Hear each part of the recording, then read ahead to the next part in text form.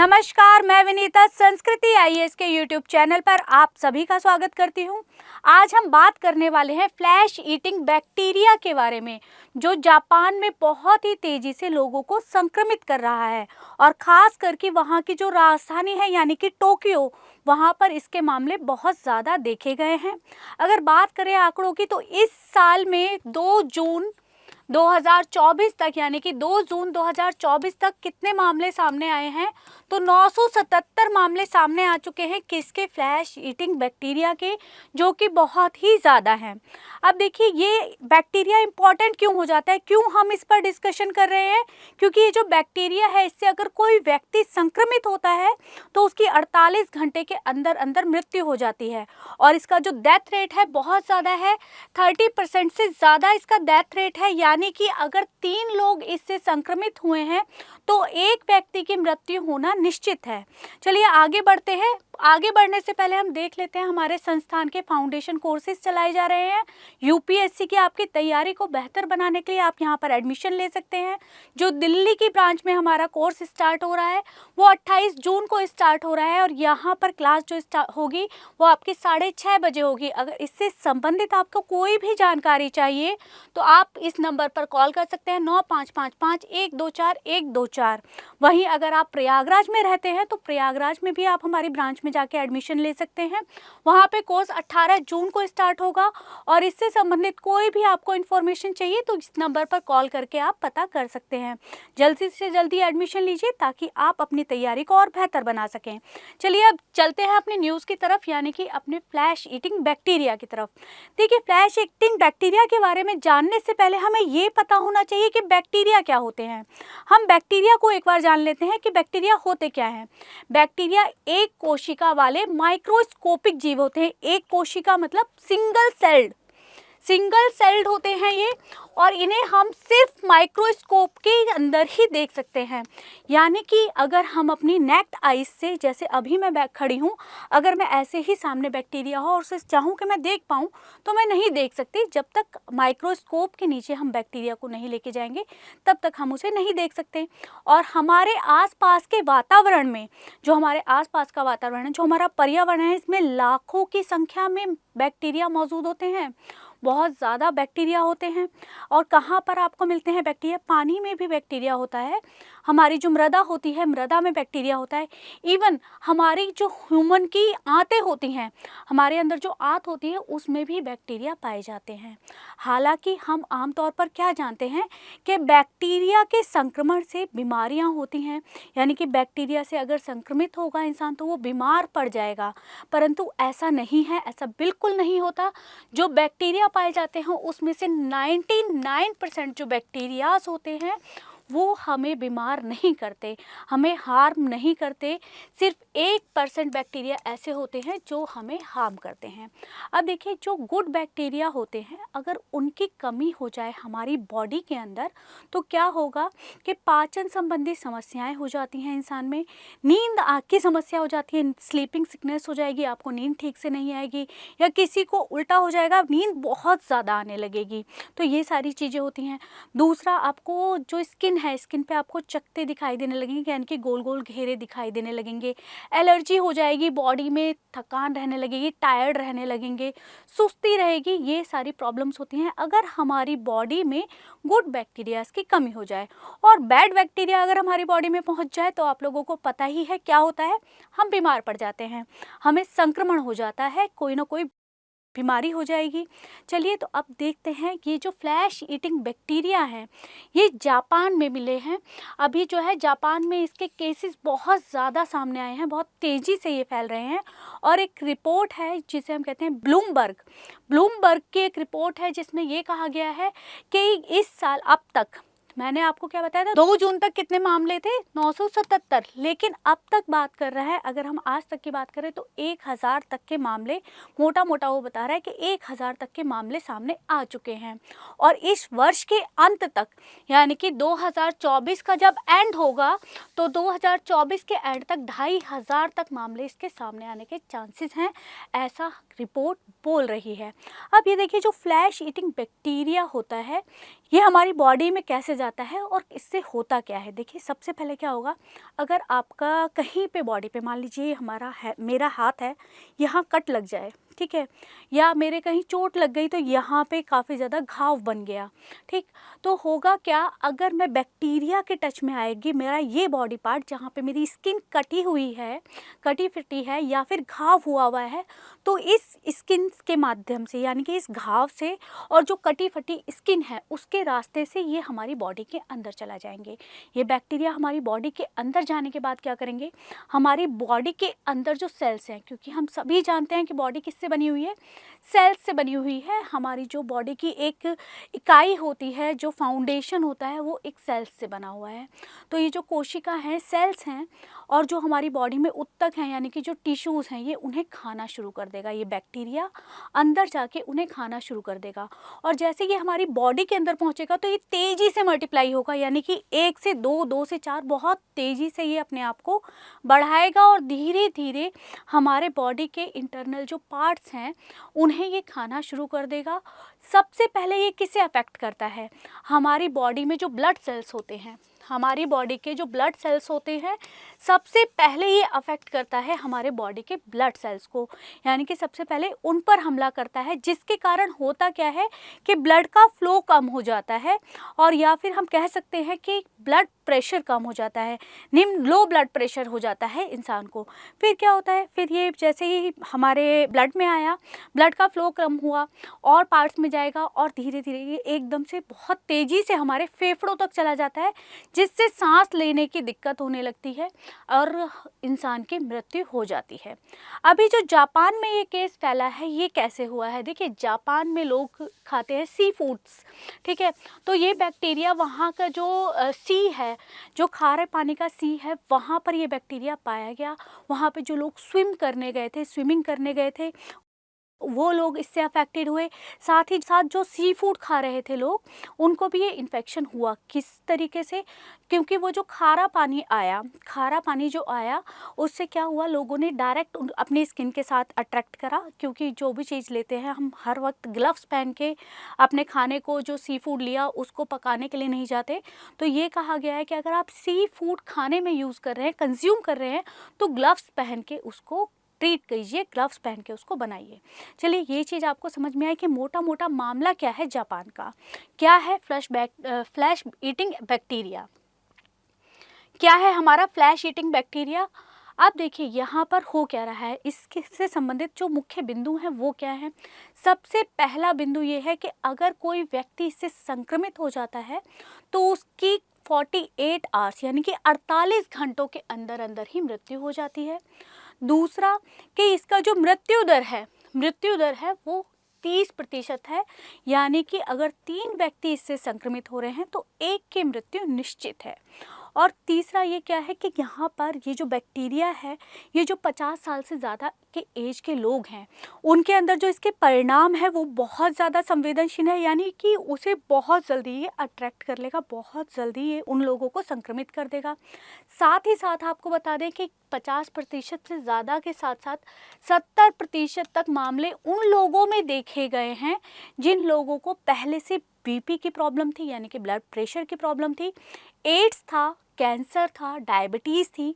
इस तरीके के रोग अगर किसी व्यक्ति में पहले से मौजूद थे तो उन लोगों में ये 70% तक देखा गया है, यानी कि जो 70% तक इनके केसेस हैं उसमें लोग पहले से ही किसी न किसी डिजीज़ से संक्रमित थे।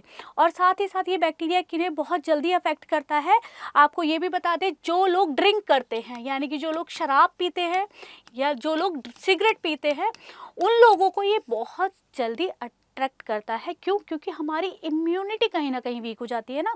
हम अगर ड्रिंक कर रहे हैं, शराब पी रहे हैं, तो वो हमारी बॉडी को कहीं ना कहीं अफेक्ट करती है, कहीं ना कहीं हमारी बॉडी पर बैड इम्पैक्ट डालती है। सिगरेट के भी बहुत सारे बैड इम्पैक्ट होते हैं, हम सुनते हैं, लेकिन हम लोग उस चीज़ को अवॉइड कर देते हैं।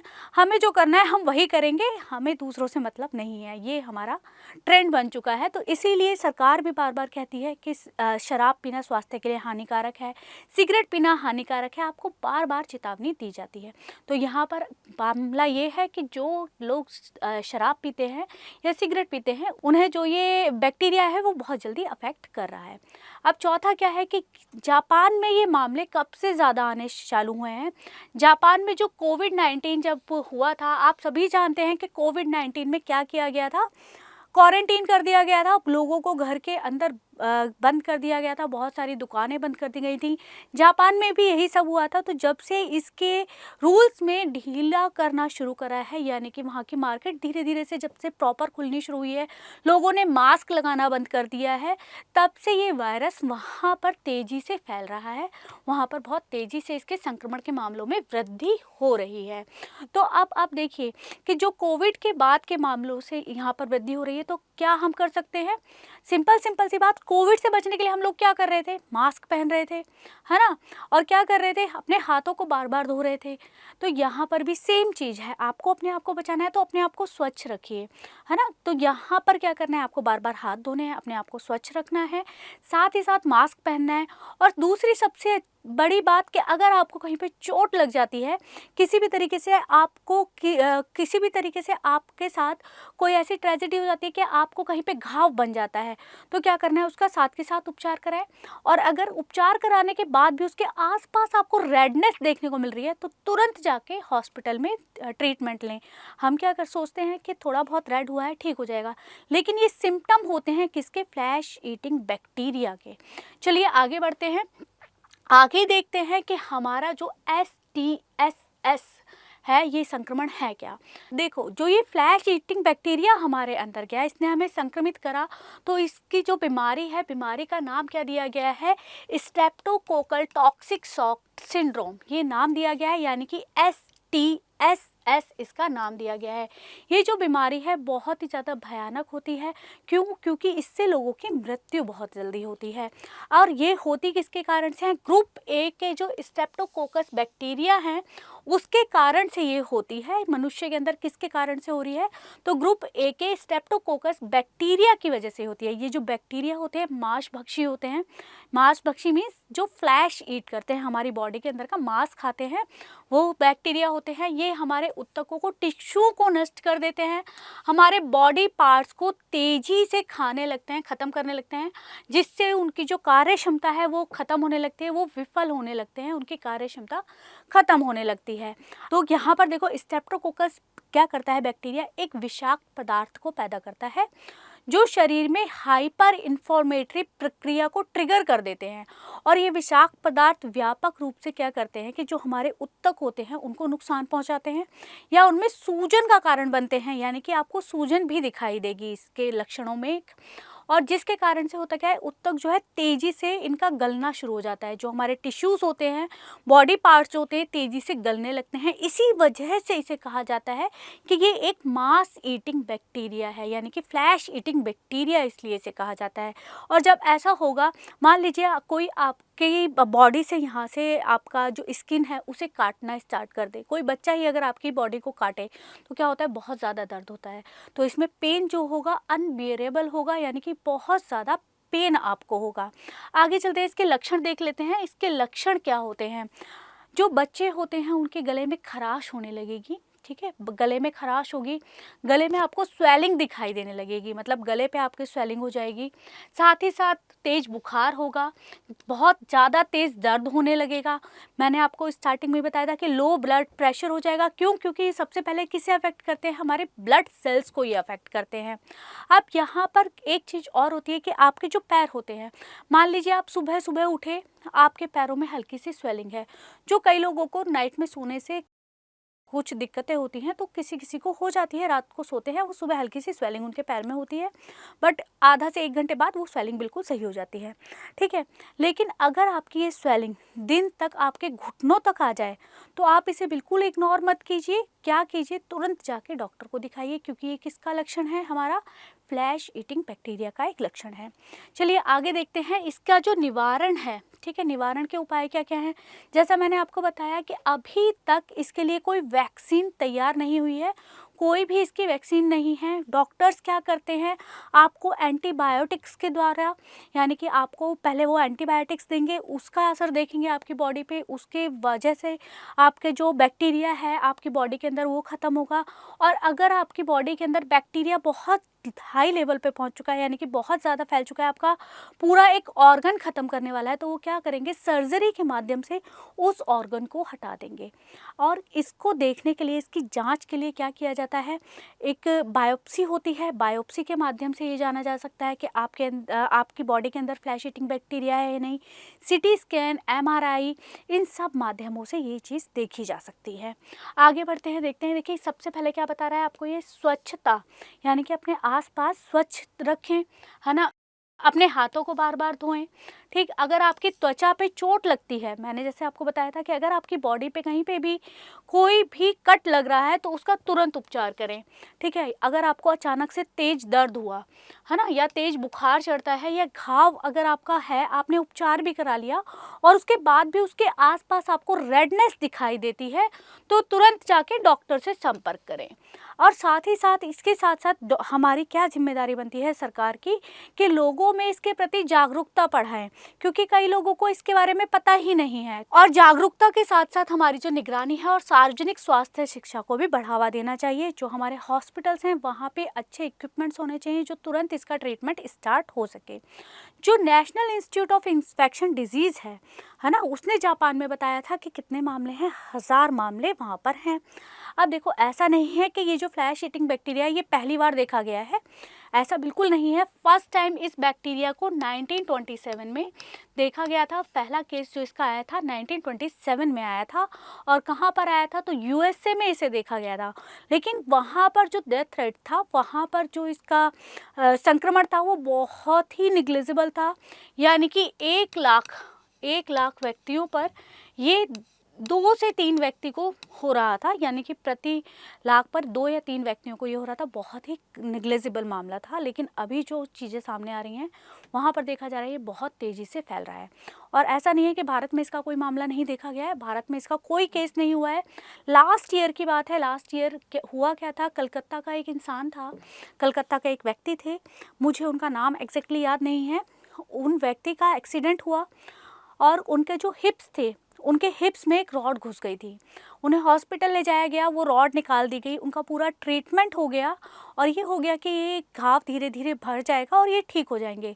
लेकिन तकरीबन 2 दिन बाद हुआ क्या, उनकी एकदम से हालत बहुत ज़्यादा ख़राब हो गई, उन्हें बहुत तेज़ फीवर हो गया और उसके कुछ ही घंटों बाद या अगले दिन ही शायद उनकी मृत्यु हो गई। और जब उनकी मृत्यु हो गई तो उसके बाद डॉक्टरों ने जांच करी कि यहाँ पर तो सब चीज़ें ठीक हो गई थी, हमने सारी चीज़ें ठीक कर दी थी, हमने सब कुछ चेक करने के बाद हमें ये हो गया था ये ठीक हो जाएंगे, फिर इनकी मृत्यु का कारण क्या है। तो जब वो मृत्यु का कारण देखा गया, जांच की गई, तो उसमें ये पता चला कि उनकी बॉडी के अंदर फ्लैश ईटिंग बैक्टीरिया था जो उनके पैर और उनके जो प्राइवेट पार्ट्स थे उन्हें खा चुका था, है ना, और जिसके कारण से उनकी मृत्यु हो गई। तो ऐसा नहीं है कि जापान में या अमेरिका में ही है, भारत में भी इसके केस देखे गए हैं, लेकिन ये एक बहुत रेयर बैक्टीरिया है, बहुत कम मिलता है, बहुत कम लोगों को अफेक्ट करता है। चलिए अपनी इस वीडियो से संबंधित प्रश्न देख लेते हैं। प्रश्न क्या कहता है कि निम्न में से कौन सा जीवाणु, यानी कि कौन सा बैक्टीरिया जापान में मांस भक्षण संक्रमण के लिए उत्तरदायी है, यानी कि फ्लैश ईटिंग के लिए उत्तरदायी है। आपको यहाँ पे 4 ऑप्शन यहाँ पे आपको दिए गए हैं। इन चारों में से जो भी सही आंसर है आप हमें कमेंट बॉक्स में बताइए। अगर आपको वीडियो अच्छी लगी है तो वीडियो को लाइक कीजिए, शेयर कीजिए और चैनल को सब्सक्राइब कीजिए। अगली वीडियो में आपके साथ फिर मुलाकात होगी एक नए टॉपिक के साथ। धन्यवाद।